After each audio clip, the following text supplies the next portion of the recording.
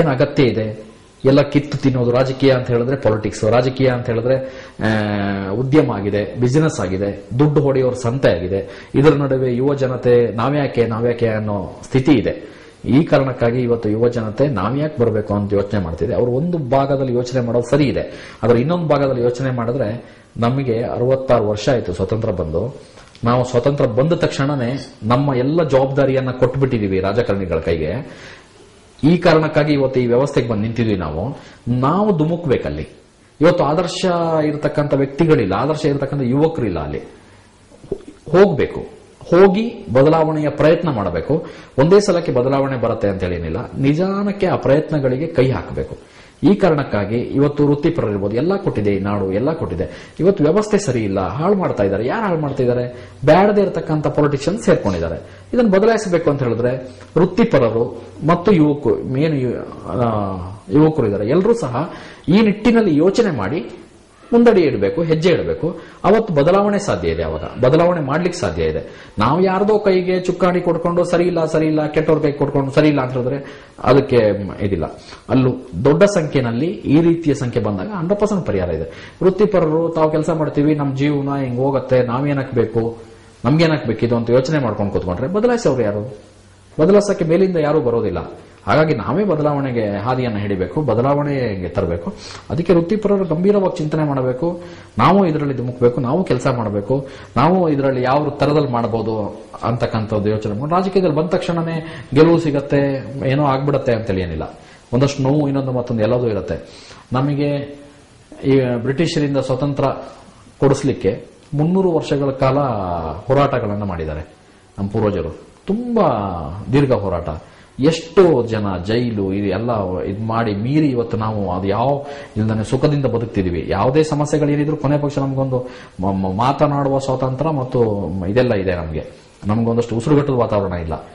ನಾವು ಈ ಪರಿಸ್ಥಿತಿಯಲ್ಲಿ ಪುನಃ ಹಾಳಾಗ್ಲಿಕ್ಕೆ ಅವಕಾಶ ಆಗಬಾರದು ಅಂತಾದ್ರೆ, ನಮ್ಮ ವ್ಯವಸ್ಥೆ ಹಾಳಾಗಬಾರದು ಅಂತಾದ್ರೆ ವೃತ್ತಿಪರರು, ಯುವ ಜನರು ಎಲ್ಲರೂ ಸಹ ಈ ನಿಟ್ಟಿನಲ್ಲಿ ದೃಢ ಹೆಜ್ಜೆ ಇಟ್ಟು ಈ ಸಮಾಜಕ್ಕಾಗಿ, ಈ ನಮ್ಮ ವ್ಯವಸ್ಥೆಗಾಗಿ, ಈ ದೇಶಕ್ಕಾಗಿ ಕೆಲಸ ಮಾಡಬೇಕು.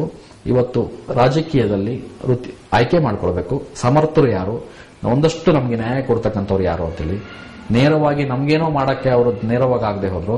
ಇವತ್ತು ನಾನು ಯಾಕೆ ಪದೇ ಒತ್ತಿ ಎಚ್ ಡಿ ಕುಮಾರಸ್ವಾಮಿ ಅವರ ಬಗ್ಗೆ ಹೇಳ್ತೀನಿ ಅಂತ ಹೇಳಿದ್ರೆ, ನಾನು ಕಣ್ಣಾರೆ ಕಂಡಿದ್ದೀನಿ. ಸಾಕಷ್ಟು ಅವರ ಮಾನವೀಯ ಮುಖಗಳನ್ನು ಕಂಡಿದ್ದೀನಿ. ಇವತ್ತು ವೃತ್ತಿಪರರಿಗೆ, ಯುವ ಜನತೆಗೆ ಎಲ್ಲೋ ಒಂದು ಕಡೆ ಸಮಾಜದ ಮಿಡಿತಾ ಇದೆ, ತುಡಿತಾ ಇದೆ. ಅದನ್ನೆಲ್ಲ ನಾವು ಕುಮಾರಸ್ವಾಮಿ ಅವರ ಕಾಣಬಹುದು. ನಾನು ಹತ್ರದಲ್ಲಿದ್ದಾಗನೇ ಒಂದು ಘಟನೆ ನೆನಪು ಮಾಡ್ಕೊಳ್ಳೋಕೆ ಇಷ್ಟಪಡ್ತೀನಿ. ಒಂದು ಬಿಜಾಪುರದ ಕಡೆಯ ಒಂದು ಗಂಡ ಹೆಂಡತಿ ಬರ್ತಾರೆ. ಅವ್ರದ್ದು ಹೆಣ್ಣು ಮಗುಗೆ ಏನೋ ಸೀರಿಯಸ್ ಹುಷಾರಿಲ್ಲ. ಎಲ್ಲಾ ಟ್ರೀಟ್ಮೆಂಟ್ ಅವ್ರದ್ದು ಎಲ್ಲ ಮುಗಿಸಿ ಕೊನೆಗೆ ಅವ್ರ ಕೆಲಸ ಸಾಧ್ಯ ಇಲ್ಲ. ಕೈ ಚೆಲ್ಲೋ ಸಮಯದಲ್ಲಿ ಅವರು ಕೊನೆ ಪಕ್ಷ ನೋಡೋಣ ಅಂತ ಬರ್ತಾರೆ. ಇತ್ತೀಚೆಗೆ ಮುಖ್ಯಮಂತ್ರಿ ಸಮಯ ಅಲ್ಲ, ಇತ್ತೀಚೆಗೆ ಬರ್ತಾರೆ. ನಾವೆಲ್ಲ ಇದೀವಿ, ಕುಮಾರಣ್ಣನೂ ಕೂತಿದ್ದಾರೆ.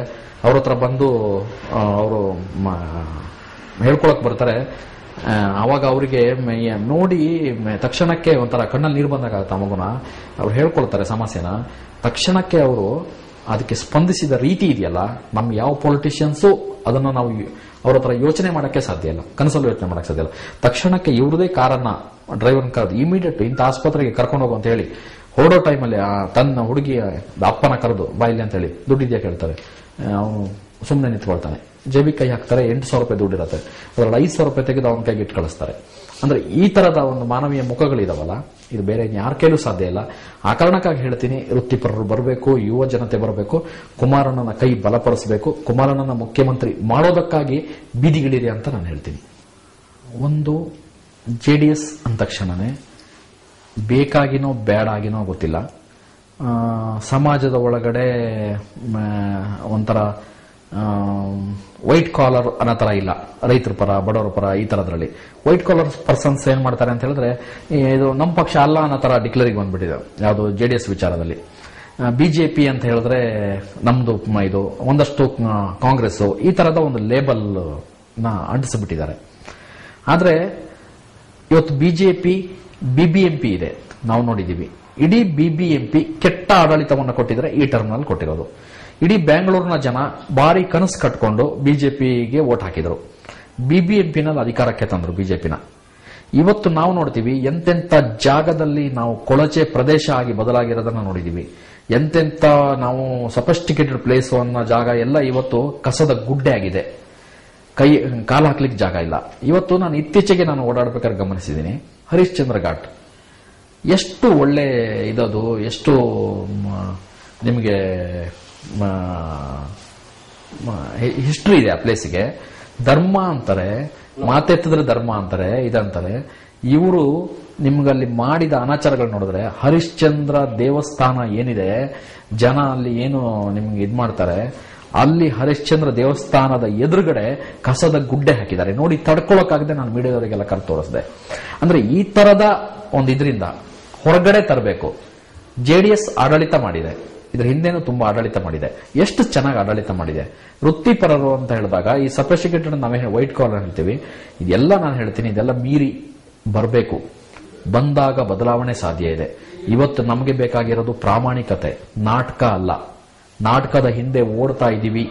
ನಾವೇನು ಸಮಾಜದಲ್ಲಿ ಸಫಿಸ್ಟಿಕೇಟೆಡ್ ವಿದ್ಯಾವಂತರು ಈ ತರ ನಾವು ಹೇಳ್ತೀವಿ, ನಾವೆಲ್ಲ ನಾಟಕದ ಹಿಂದೆ ಓಡ್ತಾ ಇದ್ದೀವಿ. ನಮ್ಗೆ ಪ್ರಾಕ್ಟಿಕಲ್ ಗೊತ್ತಿಲ್ಲ. ಪ್ರಾಕ್ಟಿಕಲ್ ಆಗಿ ನಾವು ಅರ್ಥಕೊಳ್ಬೇಕು. ಇವತ್ತು ಕುಮಾರಣ್ಣ ಇನ್ಶರ್ಟ್ ಮಾಡದೇ ಇರಬಹುದು, ಕೋಟ್ ಹಾಕದೇ ಇರಬಹುದು, ಆದ್ರೆ ಸಮಾಜಕ್ಕೆ, ನಿಮ್ಗೆ ಈ ವ್ಯವಸ್ಥೆಗೆ ಅವರಂತ ಒಬ್ಬ ಬಂಗಾರದ ವ್ಯಕ್ತಿ ಸಿಗ್ಲಿಕ್ಕೆ ಸಾಧ್ಯ ಇಲ್ಲ. ಹಾಗಾಗಿ ವೃತ್ತಿಪರರಲ್ಲಿ ಈ ನಿರೀಕ್ಷೆ ಇದೆ ಜೆಡಿಎಸ್ಗೆ. ವೃತ್ತಿಪರರು ಜೆಡಿಎಸ್ ನ ಕೈ ಬಲಪಡಿಸಬೇಕು, ಜೆಡಿಎಸ್ ಅನ್ನ ಗಟ್ಟಿಗೊಳಿಸಬೇಕು, ಜೆಡಿಎಸ್ಗೆ ಒಂದು ಹೊಸ ಮುಖವನ್ನ ಕ್ರಿಯೇಟ್ ಮಾಡಬೇಕು.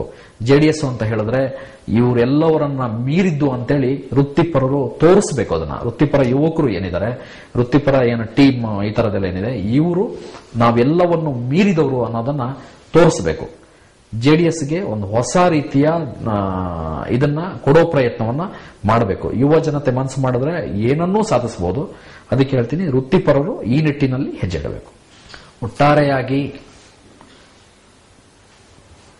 ದೇವೇಗೌಡರಂತ ಹಿರಿಯ ಮನುಷ್ಯರು ಮತ್ತು ಜೆಡಿಎಸ್ ಒಳಗಡೆ ತುಂಬಾ ನಾವು ಇವತ್ತು ಗಮನಿಸಿದಂತೆ PGR ಸಿಂಧೆ ಇರ್ಬೋದು, MC ನಾರಾಯಣ್ ಇರ್ಬೋದು, ಇನ್ನು ಬಸವರಾಜ ಹೊರಟ್ಟಿ ಇರ್ಬೋದು, ಇನ್ನು ಯತ್ನಾಳ್ ಇರ್ಬೋದು, ಇನ್ನು ಈ ರೀತಿಯ ಸಾಕಷ್ಟು ಜನ, ಇನ್ನು ಯುವ ನಾಯಕರದ್ದು ಪಟ್ಟಿಗೆ ತಗೊಂಡ್ರೆ ಚಲುವರೇ ಸ್ವಾಮಿ ಇರ್ಬೋದು, ಇನ್ನು ನಿಮ್ಗೆ ಮಾಗಡಿ ಬಾಲಣ್ಣ ಇರ್ಬೋದು, ಪುಟ್ಟಣ್ಣ ಇರ್ಬೋದು, ಜಮೀರ್ ಅಹಮದ್ ಇರ್ಬೋದು, ಈ ರೀತಿ ಯುವ ನಾಯಕತ್ವದ ಪಡೆ, ಎಲ್ಲಾ ಪಡೆಗಳು ಇವತ್ತು ಜೆಡಿಎಸ್ ಒಟ್ಟಿಗಿದೆ.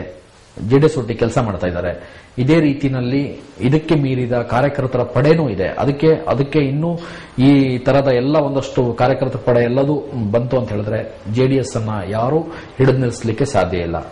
ಹಾಗಾಗಿ ಜೆಡಿಎಸ್ ವೇಗಕ್ಕೆ ಇನ್ನಷ್ಟು ವೇಗ ಕೊಡೋ ಕೆಲಸ ಆಗಬೇಕು. ಈ ನಾಡಿಗೆ ಒಂದು ಹೊಸ ದಿಕ್ಕನ್ನು ಕೊಡೋ ಕೆಲಸ ಆಗಬೇಕು. ಈ ವ್ಯವಸ್ಥೆಗೆ ಹೊಸ ದಿಕ್ಕನ್ನು ಕೊಡೋ ಕೆಲಸ ಆಗಬೇಕು. ಸಾಮಾಜಿಕ ನ್ಯಾಯ ಬೇಕು. ವ್ಯವಸ್ಥೆ ಸಮತೋಲನಕ್ಕೆ ಬರಬೇಕು. ಇವತ್ತು ನಮ್ಮ ರಾಜ್ಯದ ಸಾಲ 3 ಪಟ್ಟು ಜಾಸ್ತಿಯಾಗಿದೆ. ಕುಮಾರಸ್ವಾಮಿ ಅಧಿಕಾರ ಬಿಟ್ಟುಕೊಡೋದಕ್ಕಿಂತ 5 ವರ್ಷಗಳಲ್ಲಿ ನಾವು ಅಭಿವೃದ್ಧಿ ಅನ್ನೋದನ್ನ ಕಿವಿಲಿ ಕೇಳಿದೀವಿ. ನಮ್ಮ ರಾಜ್ಯದ ಪರಿಸ್ಥಿತಿ ಏನಾಗಿದೆ ಗೊತ್ತಿಲ್ಲ. 3 ಪಟ್ಟು ಸಾಲ ಜಾಸ್ತಿಯಾಗಿದೆ ನಮ್ದು ರಾಜ್ಯದ್ದು. ಆ ದುಡ್ಡನ್ನು ತಂದು ಏನ್ ಮಾಡಿದರೆ ಏನು ಎಂತ ಅಂತಿಲ್ಲ. ಇವತ್ತು ಅಭಿವೃದ್ಧಿ ಅಂತ ಹೇಳಿದ್ರೆ ಬೇಕಾಬಿಟ್ಟಿ ಅಭಿವೃದ್ಧಿ ಅಂದ್ರೆ ಒಟ್ಟು ದುಡ್ಡು ಹಾಕು ಅಂತೇಳಿ. ಇವತ್ತು ನಮ್ಮ ಕಣ್ಣಲ್ಲಿ ಕಾಣ್ತಿದ್ದ ಹಾಗೇನೆ ಯಾರೆಲ್ಲ ಏನೆಲ್ಲ ಕೋಟಿ ಲೆಕ್ಕಾಚಾರದಲ್ಲಿ ಮೀರಿ ಬೆಳೆದಿದ್ದಾರೆ. ಇವತ್ತು ಸಚಿವರುಗಳಿರ್ಬೋದು, ಅಂದ್ರೆ ಈ ರೀತಿಯಲ್ಲಿ ಅಂದ್ರೆ ದುಡ್ಡು ಮಾಡೋದೇ ಪಾಲಿಟಿಕ್ಸ್ ಅಂತ. ಇದೆಲ್ಲ ಬದಲಾವಣೆಗಳಾಗಬೇಕಾಗಿದೆ. ಈ ಬದಲಾವಣೆ ಆಗಬೇಕು ಅಂತಾದ್ರೆ ಈ ಒಂದಷ್ಟು ಪರಿಸ್ಥಿತಿಯ ಬದಲಾವಣೆ ಆಗಬೇಕು. ಬದಲಾವಣೆ ಆಗಬೇಕು ಅಂದ್ರೆ ಇವತ್ತು ಜೆಡಿಎಸ್ ಮುಂದೆ ಅಧಿಕಾರಕ್ಕೆ ಬರಬೇಕು. ಕುಮಾರಸ್ವಾಮಿ ಮುಖ್ಯಮಂತ್ರಿ ಆಗಬೇಕು. ಅವತ್ತು ನಾವು ಎಲ್ಲವನ್ನೂ ನಿರೀಕ್ಷೆ ಮಾಡ್ಲಿಕ್ಕೆ ಸಾಧ್ಯ. ಇದು ಏನಾದ್ರು ಮತ್ತೆ ಕೈ ತಪ್ಪು ಅಂದ್ರೆ ಮತ್ತೆ ನಾವು ಪರಿತಪ್ಸೋತಕ್ಕಂತ ಇದಕ್ಕೆ ಬರ್ತೀವಿ. ಮತ್ತೆ ವಾಪಸ್ ಪಶ್ಚಾತ್ತಾಪ ನಾವು ಪಡಬಾರದು. ಅದಕ್ಕೆ ಬದಲಾವಣೆ ಆಗಬೇಕು.